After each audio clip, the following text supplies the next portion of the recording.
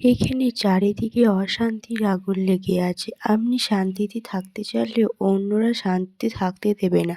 আপনি না চাইলেও চোর চুরি করবে, ডাকাত ডাকাতি করবে, দুর্ঘটনা ঘটে যাবে, কৃষকের ফসল নষ্ট হয়ে যাবে, ব্যবসায় ব্যবসা, রাজ্য ছিনিয়ে নেবে, সুস্থ শরীরে রোগ হবে। অর্থাৎ এখানে কোনো জিনিস বস্তু সুরক্ষিত নয়।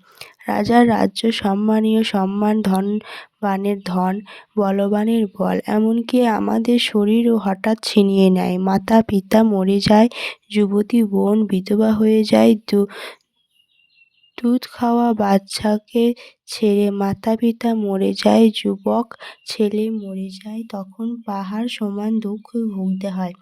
বিচার করুন, এই জায়গায় কি থাকার জন্য উপযুক্ত? আমরা অসহায় হয়ে এখানে থাকি, কারণ এই লোকে খাঁচার বাইরে বের হওয়ার রাস্তা আমরা জানি না।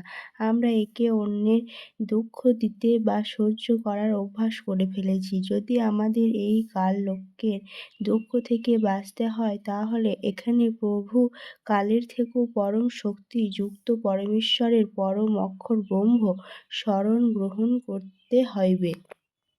যে পরমেশ্বরকে কালও ভয় পায়, যার ভয়ে কাল উপরোক্ত কষ্ট জীবকে দিতে পারে না। পূর্ণ পরমাত্মা অর্থাৎ পরম অক্ষর সৎপুরুষ ব্রহ্ম, এই স্মরণে পূর্ণ সন্তরের বলা মার্গ গ্রহণ করে সংসারে ভক্তি করিতে থাকিলে উপরোক্ত কষ্ট আজীবন হবে না।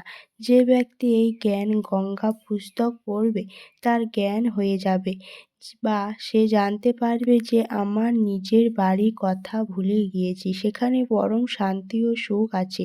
জন্ম মৃত্যু নেই, লড়াই ঝগড়া, রোগ শোক, টাকা পয়সা লেনদেন কিছুই নেই। ওখানে পরমাত্মার দ্বারা সবকিছু নিষিক্ত ও অখণ্ড আছে। বন্দী ছোর, গরিব দাস, জি মহারাজে বাণীতে প্রমাণ।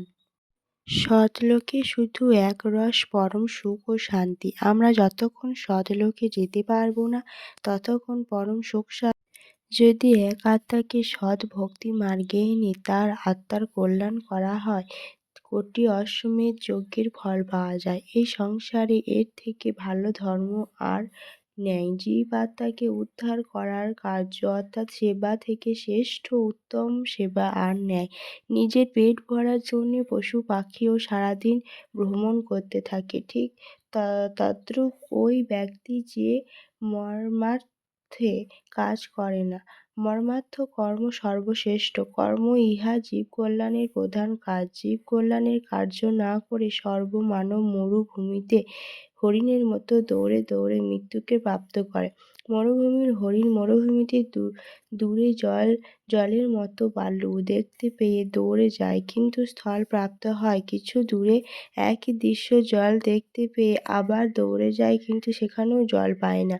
এইভাবে দৌড়াতে থাকে, অবশেষে পিপাসায় মৃত্যুকে প্রাপ্ত করে। তদ্রূপ এই কালের লোক, সেখানে আমরা বসবাস করি। ওই মরুভূমির হরিণের মতো আমরা জল নামের সুখের আশা করি। যেমন নিঃসন্তানভাবে একটি সন্তান হলে সুখী হইতাম, কিন্তু যার সন্তান আছে তার কাছে শুনবে কত সমস্যা। নির্ধন ব্যক্তি চিন্তা করে ধন হইলে সুখী হইতাম, কিন্তু ধনবান ব্যক্তির কুশল জানার জন্য প্রশ্ন করিলে অনেক অসুবিধার কথা শোনা যাবে। কেহ রাজ্যপ্রাপ্তিতে সুখ মনে করে, ইহা মহা ভুল। রাজ্যদের মুখ্যমন্ত্রী প্রধানমন্ত্রীর স্বপ্নে ও সুখ হয় না। 4-5 সদস্যের পরিবারে প্রধান নিজের পরিবার নিয়ে সর্বদা ব্যস্ত থাকে, পরেশান। আর রাজা তো এক দেশের প্রধান, স্বপ্নেও রাজার সুখ হয় না। রাজারা মদ খেয়ে নিজের দুঃখ চিন্তা গম ভোলার চেষ্টা করে, অর্থাৎ একত্রিত করার জন্যে রাজারা জনতাদের কাছ থেকে কর আদায় করে। কিন্তু কালের নিয়ম অনুসারে পরের জন্মে কর দেওয়ার ব্যক্তির ঘরে পশুযোনিতে জন্ম নিয়ে রাজাদের ঋণ শোধ করতে হইবে। যদি কেহ অজ্ঞানী নকল